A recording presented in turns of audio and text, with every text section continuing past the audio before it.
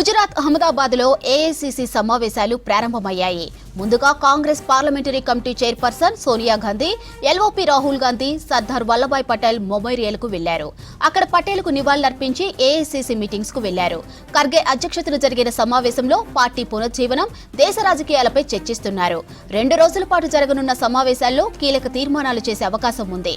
ఈ సమావేశాలకు కాంగ్రెస్ పాలిత రాష్ట్రాల ముఖ్యమంత్రులు, పీసీసీ చీఫ్లు, సీడబ్ల్యూసీ ప్రతినిధులు హాజరయ్యారు.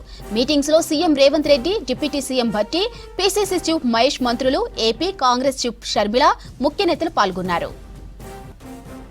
కాంగ్రెస్ పార్టీ అధికారంలో ఉన్నా లేకపోయినా ప్రజల పక్షానే ఉంటుందన్నారు గుజరాత్ కాంగ్రెస్ ఇన్ఛార్జ్ భూషానాయుడు.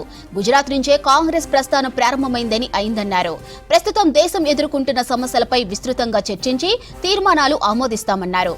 సమస్యలకు పరిష్కారం ప్రతిపాదించి దేశ ప్రజల విశ్వాసం చూరగొంటామన్నారు భూషానాయుడు. మేజర్ డెసిషన్లు కూడా సిడబ్ల్యూసీ జరుగుతాయి. ఇవాళ అహ్మదాబాద్ వేదికగా జరుగుతున్నటువంటి ఈ సిడబ్ల్యూ సమావేశాలకు ఒక ప్రత్యేకత ఉంది.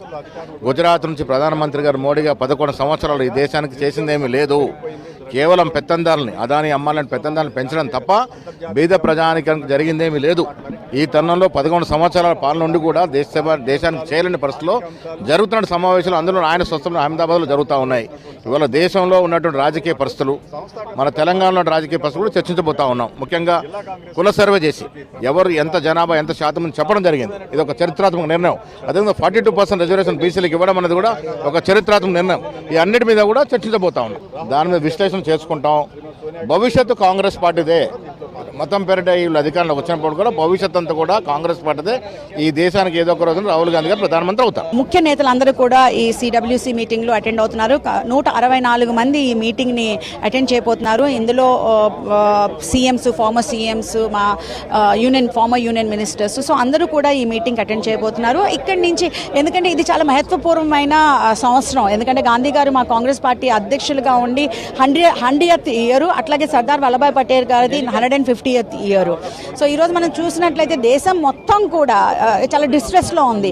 యువకులైతేనేమి, రైతులైతేనేమి, మహిళలైతేనేమి, అణగారిన వర్గాలైతేనేమి అందరూ కూడా రోడ్డు మీదకు వస్తున్నారు. వాళ్ళందరూ కూడా మాకు న్యాయం చేయండి, వాళ్ళ హక్కుల కోసం వాళ్ళు పోరాడే పరిస్థితి ఈరోజు దేశంలో నెలకొనింది. మరి మీకు తెలుసు, గత కొన్ని సంవత్సరాలుగా మా కాంగ్రెస్ పార్టీ అధ్యక్షులైనటువంటి మల్లికార్జున్ ఖర్గే గారు అయితేనేమి, మా రాహుల్ గాంధీ గారు ఇంతకుముందు న్యాయయాత్ర కూడా చేయడం. ఎందుకు చేయాల్సి వచ్చింది న్యాయయాత్ర?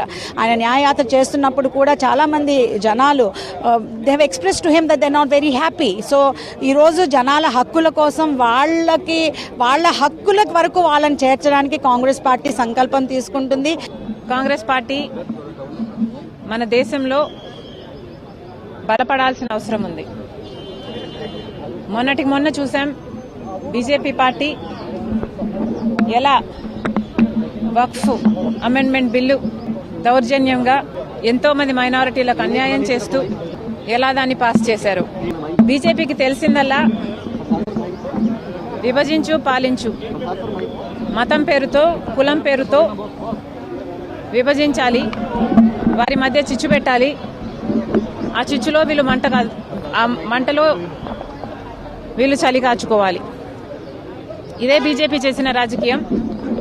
ఇప్పుడే కాదు, ఇదే కాదు, బీజేపీ మన దేశంలోని అన్ని వ్యవస్థలను, ఎలక్షన్ కమిషన్తో సహా అన్ని వ్యవస్థలను స్వలాభం కోసం వాడుకుంటుంది.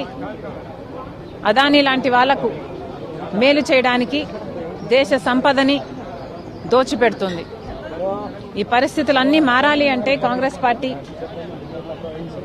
అధికారంలోకి రావాలి. కాంగ్రెస్ పార్టీ ఎంతో చరిత్ర ఉన్న పార్టీ, దేశానికి స్వతంత్రం తెచ్చిన పార్టీ, స్వతంత్ర భారతదేశానికి పునాదులు వేసిన పార్టీ. ఆ తర్వాత కూడా ఎన్నో పాలసీల ద్వారా, పథకాల ద్వారా దేశ అభివృద్ధి కోసం, దేశ ప్రజల సంక్షేమం కోసం చిత్తశుద్ధితో పనిచేసిన పార్టీ.